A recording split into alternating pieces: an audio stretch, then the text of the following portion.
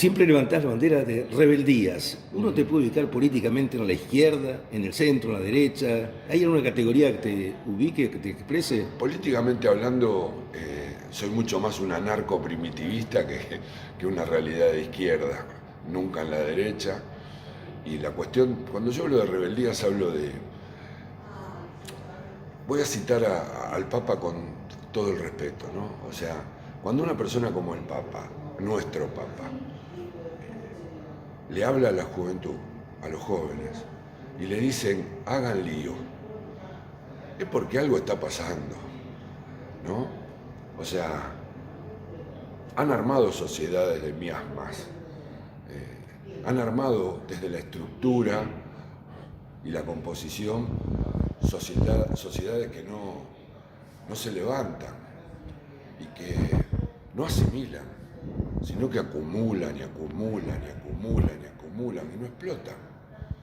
Y cuando estoy hablando de no explotar, estoy hablando de una realidad que, si yo lo pienso en lo nuestro, tengo que planteármelo. ¿Hasta cuándo? ¿Cómo? ¿Por qué? Obviamente que hay trampas, hay minas puestas en el camino de la vida, ¿no? O sea, cuando vos te das cuenta de que convencen a mucha gente que vivir menos mal es vivir mejor, hay un hecho tramposo. Vos nunca vivís mejor, vivís menos mal. En un mundo que acumula crisis cada vez mayores y las respuestas son paliativos cada vez menores. Todo eso va dejando afuera a mucha gente de lo que no solo es el sistema, sino de lo que es una vida. Hay gente que está viva y no tiene vida. Entonces todo eso, quiero aclarar, ¿no? Lo de lo anarco-primitivista te lo dije porque es una respuesta que hasta le hacía a mi madre, ¿no? Me acuerdo de una vieja frase que un día le puse en un mueble: si nadie trabaja por vos, que nadie decida por vos. Pero me parece que también siento con mucha fuerza interior que han armado una vida no solo muy aburrida, porque en todo caso dependería de cada uno de nosotros cómo empezar a encontrar la diversión. Yo ayer hablé del ocio, el ocio como hecho creativo, o el ocio como hecho de relax. No lo tenemos, nos robaron el tiempo. En un mundo donde estamos cada vez más comunicados, estamos cada vez más aislados. Todas esas preguntas nos las tenemos que hacer. Y las tenemos que hacer en pos de algo que la política no nos ha dado respuestas. Y cuando lo digo desde no habernos dado respuesta, estoy pensando seriamente. Desde que mi primera votación fue en el 83. Soy del 57. Y si yo traslado desde aquella época hasta ahora todo lo que he consumido políticamente hablando, me tiene que hacer un tipo que diga, bueno, si alguien quiere escuchar, se lo tengo que decir. Revolucionémonos, provoquémonos, sacudámonos. O sea, yo estoy entrando al debe de la vida. Ahora, en ese lugar, si me apoltrono y me quedo solamente en, qué bueno, me invitaron a dar una charla, qué bueno, estoy hoy en Venado, mañana acá, pasado allá, definitivamente lo que estoy haciendo es perder todo aquello que dentro mío estaba. Me pasó en el fútbol, aún hasta con inferiores. Una vez paré a todo el equipo porque no nos querían pagar ni los premios de tercera. Y era una locura, o sea, y no estoy hablando de plata, estoy hablando de pelear por algo que te corresponde. Me da esa sensación de que esa cosa de adormecido, esa cosa del golpeado y resignado, es algo que tenemos que no solo superar, cambiar definitivamente. Bueno, y siendo en este cuadro de situación tan amplio, siendo a lo que es específicamente el fútbol, en este contexto, ¿se puede manejar un vestuario hoy o cada vez es más difícil para los técnicos? Porque claro, están con el celular, están con la expectativa de la transferencia a corto tiempo.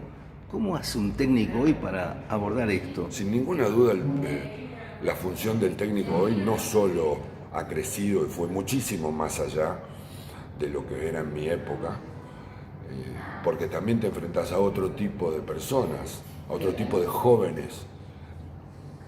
Ya no es solo el celular, ¿no?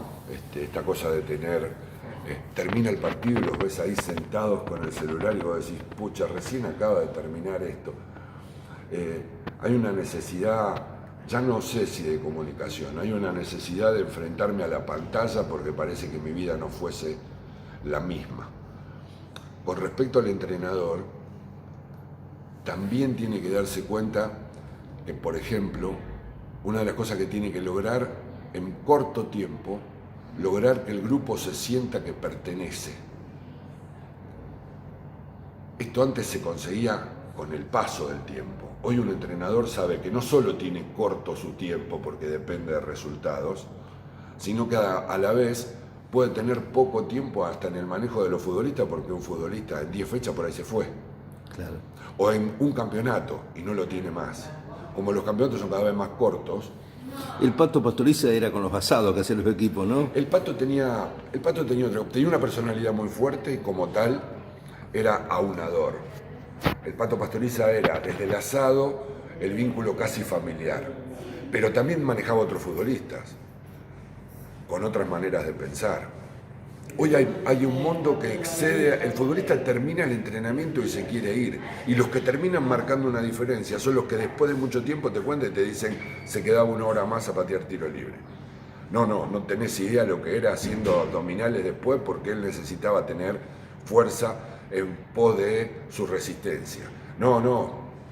Bueno, este arquero trabaja desde que llega hasta que se va incansablemente y después forma parte de picados porque quiere seguir teniendo manejo con la pelota, porque hoy el arquero necesita de los pies para ser un jugador más. Y así cada cosa que te cuentan de los que terminan siendo superiores tienen que ver con eso. Después está el otro, el que cree que cumplió y se fue.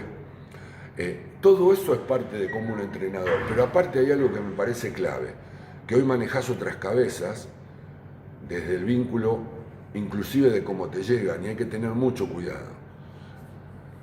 Los hechos familiares han cambiado, o sea, por ahí a vos te toca un chico de 15 años que viene de un matrimonio que se separó y de una madre que ya tiene otra pareja y tiene otros medio hermanos, con otro padre que tiene otra pareja y tiene otros medio hermanos. Por ahí vienen de casas en las cuales no hay ningún tipo de contención familiar, inclusive que han pasado por el colegio más pensando en ir a comer que en ir a formarse. Y así hay un montón de situaciones que se van dando. El hecho de no estar bien nutridos, otro tema muy interesante. Y ya no hablo solo en lo formativo. Te llegan a primera jugadores que vos, cuando hacen las evaluaciones y hablas con los médicos, te dicen, este galgueó de joven. Así que vamos a ver cómo manejamos en la alta competencia todo su trabajo, porque tenemos que ir acomodándolo a una realidad, porque lo podemos desgarrar, si nos va a lastimar. Es de una complejidad muy grande, y a todo eso sumale la presión por el crecimiento mediático y por una realidad de nosotros como hinchas. Nosotros ya no nos permitimos el disfrute de verlo el partido. Ya es pura y exclusivamente si ganás o no. Y la cultura del éxito arrasó cualquier realidad que nos lleve a una discusión sana y seria. El negocio del deporte profesional o del fútbol en particular condiciona a los técnicos en este contexto, como bien lo estás planteando. Me voy al plano del periodismo, que tú lo estás desarrollando.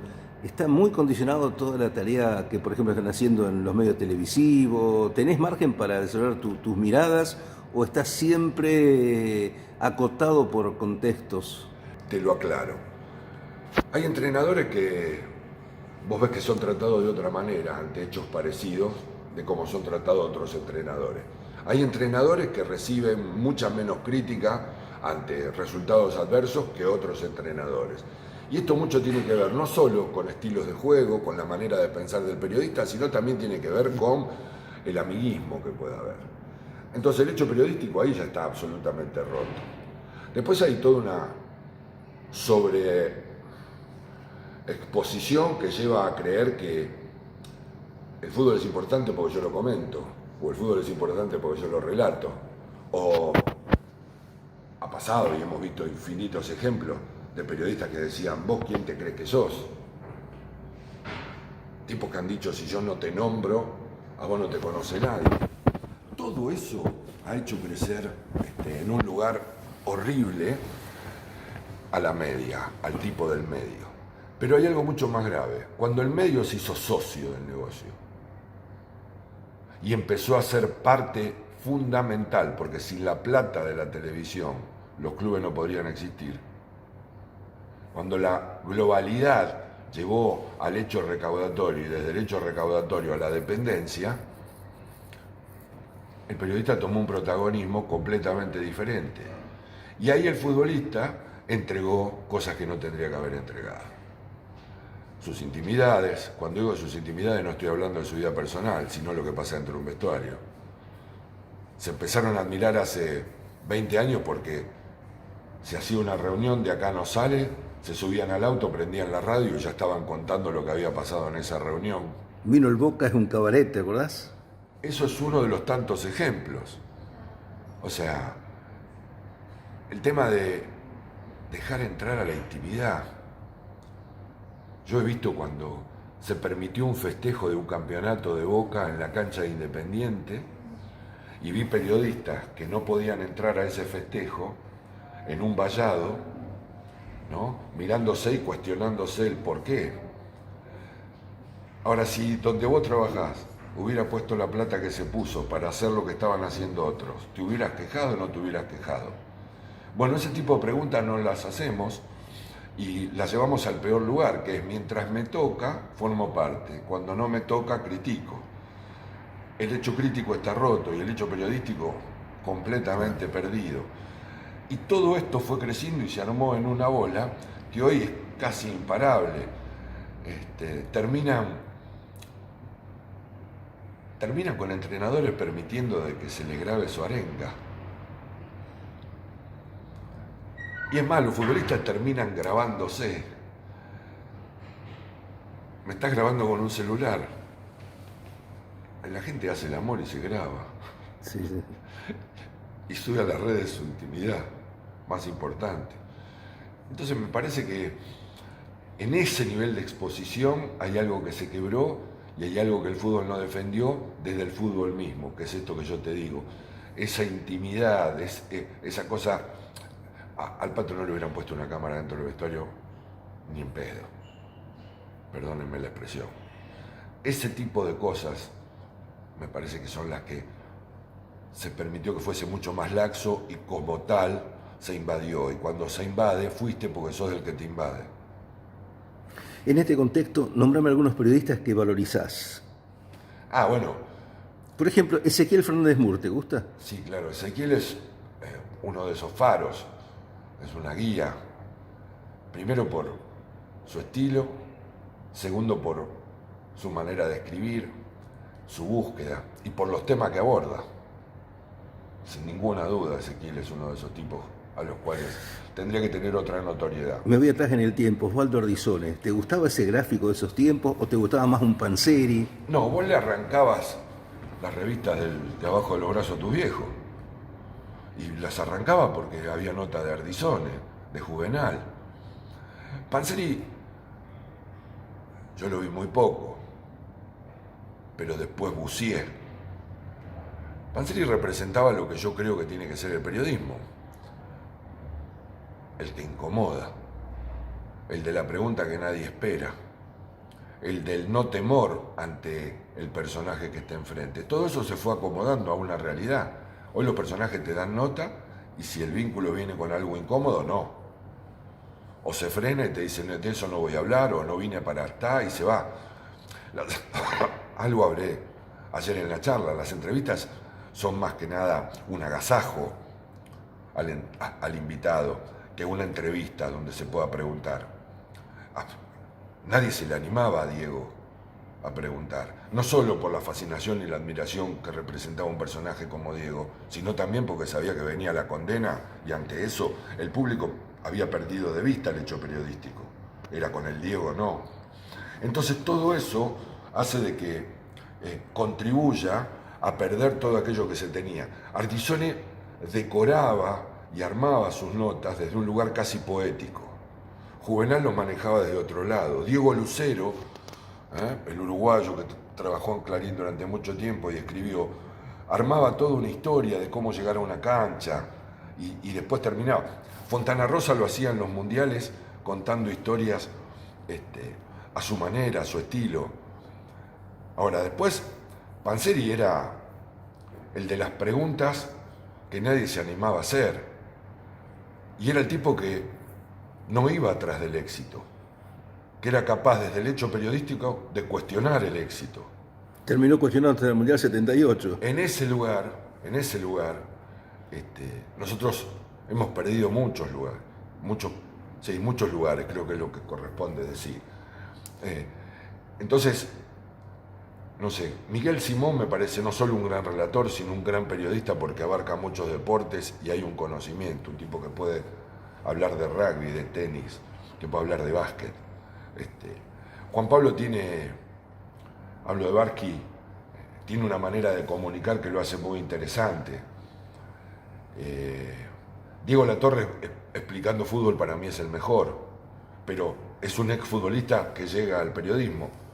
Yo en la distancia soy lo mismo, no comparándome con Diego, me refiero a que no soy un tipo preparado, ni fui a una escuela de periodismo, ni pensé en ser periodista. Me llegó y lo que traté de ser muy respetuoso con el hecho periodístico. Entonces, hay muchos más, pero para nombrar algunos y no irnos tan lejos. Hablaste de los que explican bien el fútbol y uno, por ejemplo, que ha tenido oportunidad de hablar con Bocini, es brillante escucharlo Bocini describiendo algo vinculado con el fútbol, pero le costó ser técnico, le costó ser dirigente como otros casos, la personalidad en ese caso, ¿no? Tiene mucho que ver la personalidad y tiene mucho que ver cómo llegás, porque también muchas veces el cómo en el llegar es fundamental.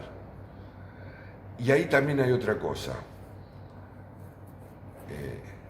que no depende de quién lanza, sino de quién quiere recibir, ¿no? Está esa vieja frase de la sabiduría oriental que dice que el profesor va a aparecer cuando el alumno esté preparado y decidido. Claro. Te hablé de Bocini, figura de Independiente. Bueno, arquero que ha sido, uno tiene admiración por Santoro. En tu caso, ¿cómo lo ves a Pepe Santoro? Lo que pasa es que a mí me tocas algo muy sentimental, porque Pepe ha sido amigo de la familia.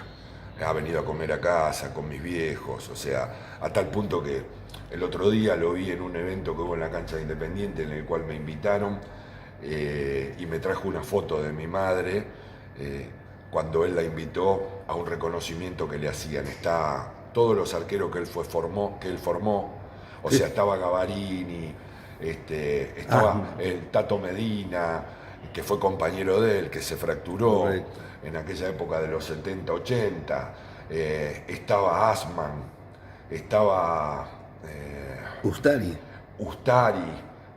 estaba Alvil, estaban todos y ahí estaba mi madre y yo acompañando a mi madre, porque mi padre ya no estaba vivo, pero en un marco de amistad. Y esas cosas me llevan a pensar. Santoro era un arquero de esos que vos lo veías y decías, ¿este es el arquero de Independiente? Pero después te dabas cuenta por qué era el arquero de Independiente. Porque era un arquero para un equipo como Independiente. Y era un arquero para los momentos de ese Independiente. Porque ese Independiente tuvo varios momentos muy diferentes. Una cosa era el Independiente Judice, donde Santoro aparece en aquel partido final contra Nacional en Montevideo. Estuve ese día, yo era un nenito. Y recuerdo el rumor de la gente cuando se dijo Independiente con el 1 Santoro, porque el arquero era Toriani. Exacto. Y la gente dijo, porque en los partidos que había jugado le había tocado no tener buenas actuaciones. Ese día fue descollante y se convirtió en el arquero que fue después. Escuchaba acá por Fioravanti en Venado aquel heroico 0-0 contra Nacional. Exactamente, fue un bombardeo de Nacional de Montevideo Independiente. Yo estuve en la cancha, yo era un nenito, pero te puedo asegurar de que fue un bombardeo. Nacional dominó terriblemente todo el partido, y se sostuvo el 0 por Santoro. Después acá se le ganó, ¿verdad? 1-0. El Nacional jugaba con Cocho Álvarez, o sea, recuerdo mucho de eso. Bueno, Santoro es un amigo de la casa y es un arquero de la historia de Independiente. Y si hablas de historia y hablas de Independiente, imagínate el arquero que es Santoro. Bueno, lo que uno ve de este Independiente es un triste, ¿no? Es preocupante. ¿Cómo lo Y podés Independiente definir? es una muestra de cómo 30 años de no apariciones, de 30, 40, 30 años de no apariciones de dirigentes que den la talla pueden derrumbar un club inmenso. No solo por su convocatoria, sino inmenso por la estructura que maneja Independiente. Independiente fue uno de los clubes que tuvo 60, 70 actividades con un peso específico para la barriada descomunal. O sea, Independiente vendía grillo y hacía una pileta, no iba a comprar 4 jugadores para salir campeón en el otro campeonato. Independiente vendía... Tiempos de Herminio Sande, de Pedro Iso. Exactamente, eso, Herminio Sande, Pedro Iso, Botaro, o sea, Arias. Te estoy hablando de toda esa gente que entre los 60 hasta los 80 y pico construyó el club que era, pero ya venía solidificando Independiente, porque te repito, a Grillo lo vendieron antes de los 60. Correcto. Y entonces ya se tomó una decisión de una pileta, no de 5 jugadores más para ir por el otro campeonato. Ese tipo de cosas en Independiente hoy están rotas, pero se convirtió en un club caníbal. Y eso es lo más grave del hincha de Independiente. Pongan a los pibes, maten a los pibes, traigan jugadores, a quienes nos trajeron, pongan a los pibes, este no puede ser, aquel entrenador tampoco. Tiene 3 barras bravas. O sea, la destrucción de ese tejido social que antes sostenía Independiente, hoy no está. Y no hay conductores ni aparecen conductores. O sea, no hay nada mejor que este último ejemplo. Se arma una coalición en la cual en esa coalición hay de la política nacional, de la vieja política de Independiente, de los nuevos que quieren meterse en Independiente con la mejor intención, como Juan Marconi, al que trato y sé que tiene la mejor intención para con el club y para con que avance el club. En el medio de todo ese caos, el presidente renuncia a los 6 meses. Claro. Y ahora vas a encontrarte con que el que queda de presidente por decisión de asamblea va a pedir una licencia porque tiene que pensar en su candidatura a gobernador, en un club que roza el descenso por puntos y realidad y tiene que salir a ver cómo en este mar que casi se lo lleva y lo arrastra, sale ileso. Más allá de si te salvás, ileso no salís.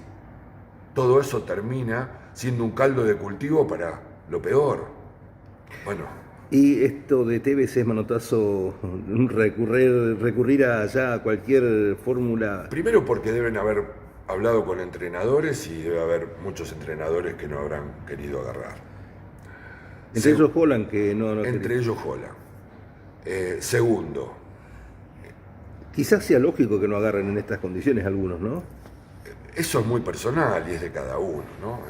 Porque aparte, vamos a ser buenos, formamos parte de un mundo que nos enseñó a especular y a jugar en la especulación el peor de los juegos, el del yo, por sobre todas las cosas, porque aparte la condena es brutal. O sea, si a vos te pasa de descender con Independiente, por ahí no dirigís nunca más, o por ahí no podés salir a la calle. En eso también nosotros como sociedad tenemos que plantearnos en qué lugar el fútbol se nos fue de las manos y lo pusimos en un lugar que creo que no lo merezca. Recuerdo una vieja declaración de Iniesta, hubo una época en donde se jugaron los Real Madrid, Barcelona, de Mourinho, Pep Guardiola y de Cristiano Ronaldo y Messi. Me acuerdo que entre Copa de Liga, entre Copa de España y entre Champions League, tenían en 10 días 3 o 4 encuentros. La tensión era de una locura y Iniesta dijo, este juego no se merece vivirlo así. Y este juego no se merece ante el que caiga, que viva la condena del se acabó. O sea, cuando vos tenés esos tipos que te ayudan a pensar, por ahí lográs que la cosa cambie o que no sea tan grave. Acá no. Acá desde el éxito tuvimos los peores discursos. Los peores discursos tuvimos desde el éxito. No de todos, pero, o casualidad, el medio que es socio fagocitó esos discursos y los expandió con sus voceros. O sea, si a vos el tipo que comunica no te ayuda a pensar, el hecho periodístico está roto. Uno ve JJ López, por ejemplo, figura. Un ejemplo. Un ejemplo. Claro. Ahí aparece un Caruso Salvador, ¿no? Caruso con su verborragia, su No, no me perfil. cabe ninguna duda que como protagonista salió, compitió y logró. En ese lugar después Caruso se convierte en un personaje muy interesante, no por nada hoy es un personaje televisivo, Claro.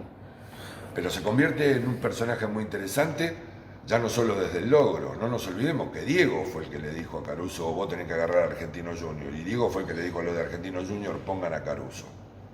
Después está todo el circo como crece, y ahí es donde viene el hecho crítico o no, o el hecho crítico para algunos y para otros no, porque atrás de Caruso siempre hubo algo que ayudaba, mientras Caruso lo mostraba de otro lado, ¿no? Correcto. O sea, paren de golpearme, quieren que me vaya al descenso. Ahora, la gente no se acuerda que en Racing bajaba el helicóptero presidencial y bajaban los televisores como premio para los jugadores. Y esto hay que decirlo, y que el hincha de Racing que escuche esto que me entienda bien.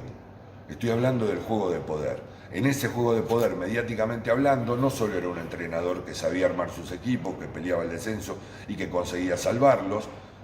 El punto es que también estaba lo otro. ¿Cómo te definís en tu época de arquero? ¿Eras un arquero de qué tipo? No, yo quería ser Gatti, Gatti. no quería hacer otra cosa. Y eso por ahí fue un error, hoy visto a distancia y con el tiempo. Pero en esa época, entre jovencito, adolescente y ya un tipo formado, no me pasaba. Por la otra personalidad, cosa. porque salía del arco, porque jugaba con los pies. Primero por el estilo. Primero por el estilo. Segundo porque Gatti no tiene nada que ver con el rock and roll. Pero toda la imagen tenía que ver con lo que yo amé desde muy chico, que es ese sonido. Y por el otro lado porque siempre consideré de que el arquero era mucho más que el tipo que espera que le llegue la pelota. El Pato Pastoriza se lo cortó después de un error que cometió cuando salió mal y nunca más jugó. Pero ¿No ya te, estaba, pareció, no, te estaba pareció, grande. ¿No te pareció un poco injusto el Pato muy duro? ¿O el fútbol es impiadoso? El Pato tenía atrás a Navarro Montoya, Claro. venía de perder un campeonato casi imposible, tenía que tomar decisiones rápidas, fue con Armenio, Exacto. el gol lo hizo Maciel, por una jugada de las que Gatti se podría haber Claro. comido hace 20 años, muchos goles, pero en eso el Pato dijo, el otro partido era con River, Claro. no sé si lo acordás, termina ganando Boca 2-0 con gol de Beto Acosta, uno de ellos, y Navarro Montoya termina siendo figura. Exacto. Y nunca más volvió Gatti. Es muy cruel esto, pero tiene que ver con eso. El Hugo ya estaba grande, con serios problemas en una de sus rodillas, que no le permitió jugar el Mundial, porque si no hubiera sido uno de los arqueros del Mundial. Y en eso, el mismo Gatti sabía que la decisión ya estaba tomada y que le había costado. Y encima había algo, mirá vos, me lo trajiste a la cabeza sin decírmelo, había algo que también jugaba en el peso de la gente. Gatti se había declarado radical y la hinchada de Boca apoyaba a Cafiero desde la aislación Claro. barras bravas políticas. Y en ese lugar la misma hinchada que después le apareció en el partido de retiro de homenaje, de retiro del Loco Gatti, es la misma hinchada que lo condenaba y le gritaba por un hecho político. Todo esto hay que ponerlo en contexto porque si no se pierde de vista. Y el Pato en eso era un viejo sordo, que no solo manejó un sindicato, lo armó. Preguntas rápidas, porque ayer confesaste que no se puede comparar lo que es una volada sacando una pelota que va adentro. ¿Eso a vos te motiva más que el rock, puede ser? ¿Dijiste eso? Sí, yo no he tocado, yo no subí a un escenario, si bien he estado en un escenario y he visto un estadio lleno y anuncié cosas y sé lo que puede provocar la gente, no tiene nada que ver con algo que vos te preparaste, sentís que era lo tuyo, que es lo que yo sentí con el fútbol.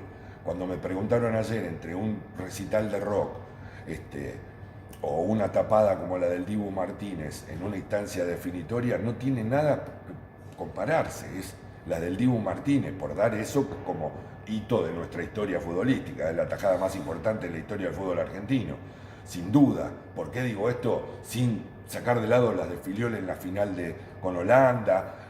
Me refiero a un equipo que domina 80 minutos, que le empatan en menos de 5, que vuelve a remontar contra un equipo que, bien lo dijo Bielsa, si yo voy jugador por jugador, 9 eran superiores de Francia a los de Argentina.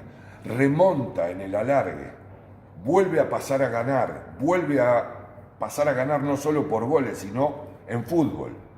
Y le terminan empatando el partido otra vez ante un hecho circunstancial y termina casi perdiéndolo en la última jugada. Y el arquero es el que sostiene todo eso para que después vengan los penales y ahí también él se convierta en héroe porque ataja penales. Nada puede compararse a eso, nada puede compararse a eso. Claro, te hice transitar todos aspectos futboleros, pero hay un perfil tuyo vinculado con el rock, ¿no? Eso... Es que sin música no podría vivir, sería otro ser humano. Y el rock a mí, soy 57 y cuando empezaron a aparecer sonidos en mi cabeza apareció el rock. Vengo de una familia en donde había música todo el día en casa, en donde sonaba desde Tanturi con Castillo, Rufino y Di Sarli, sonaba Oscar Alemán. Charly García dijo que él en realidad hacía tango urbano o música urbana, de ahí llegó a ser este rock nacional. Hay mucha vinculación entre... Es que hay una cosa que es inevitable. Si el rock tiene muy buenas letras, pero si los letristas de tango hubieran nacido en la época del rock, nuestro rock sería inconmensurable. No hay nada que se acerque a la manera de comunicar de aquellos tangueros. Claro. Seguimos escuchando tangos hoy que nos representan 60, 70, 80 y 90 años después. Una poesía maravillosa. Única, única, única. Donde encuentres, quedarse con que el tango es el triste, amurado, la mina en un rincón y todo es de ser idiota. Los autores como Espósito, tantos nombres extraordinarios, ¿no? Extraordinario, extraordinario, de una poesía, de una manera de interpretar, porque ya no quiero caer solo en el disépolo que tanto nos aferramos, porque al fin es eso, ¿no? O sea, Gira Gira te lleva a un lugar en donde hoy el que lo escucha se puede sentir muy identificado. Cambalache ni te cuento, y así podría seguir, pero hay otros que han puesto frases de manera colosal y perderse eso es imposible. El rock, hablamos Rolling Stone, que es el grupo que más te gusta, u otros. No, a mí la banda que más me gusta es Motorhead, porque tenía un líder que era Lemmy Kilmister, un tipo con el cual yo me sentí muy identificado por su estilo, porque terminó consumiendo que su vida era el rock y vivió para eso, más allá de haber perdido el amor de su vida por una sobredosis y por un tipo que con una vida, cuando digo terrible, es una vida de sexo, droga y rock and roll, pero un tipo que cuando declaraba era lacónico, contundente, por momentos irónico, por otros momentos muy divertido, pero con una fuerza, y yo me sentí muy identificado. Un tipo que dijo que rock and roll se trata de no perder los sueños. ¿Y el rock and roll perdió los sueños o se comercializó, perdió esa esencia de transformador o rebelde? Es parte de cada uno. Yo pienso que el rock es no. Si es sí, es entretenimiento. ¿Está mal el entretenimiento? No. Pero no hay que perder la idea de que por qué el rock es no. Pura y exclusivamente para seguir sosteniendo ese fueguito que hay que tener en relación a lo rebelde, pase el tiempo que pase. El perfil de rebelde lo traslucís en tu imagen. Esto es un look que expresa, ¿no? Lo de la imagen es también mucho que ver de la época en la que soy. Yo no te olvides que soy la generación que rompió un poco con el saco, con la corbata, con la gomina, con el perfil, mi padre, que era un gentleman, que era un tipo que bailaba el tango y tenía una elegancia descomunal. Mi viejo y mi hija bailaron para la orquesta de Tanturi. Entonces, yo era un poco el único hijo que andaba muy bien en la escuela, pero mirá cómo me salió, mirá cómo se viste, mirá lo que escucha. Mucho tiempo después nos entendimos. Y no había cortocircuitos grandes, pero estaba esta cosa en donde yo también era de otra generación, de otro tiempo y otro contexto. Y eso lo sigo manteniendo porque me siento cómodo. Me siento cómodo de la manera en la que me visto. A veces, no sé, no creo que juegue con lo ridículo. No me veo tan así. Te agradezco mucho la charla, la verdad No, por que favor. realmente muy amplio, todo lo que decís realmente fue fuerte para esta comunidad que te escuchó ayer y por supuesto tu futuro en lo más inmediato que tiene en vista. Mi futuro es hoy tratar de ver cómo consolido en mi familia el cuidarla, hay enfermedad en mi entorno, tengo que estar muy atento. Y después estoy viendo qué hacer con estas nuevas tendencias de comunicación. Si un streaming, si una página, estoy viendo a ver dónde me voy a mover. Eso es hoy mi futuro. El más cercano es mi mujer y yo, que nos conocemos hace 49 años, estar juntos, seguir juntos, pelear juntos y luchar por lo que tenemos que luchar. Muchas gracias. No, por favor.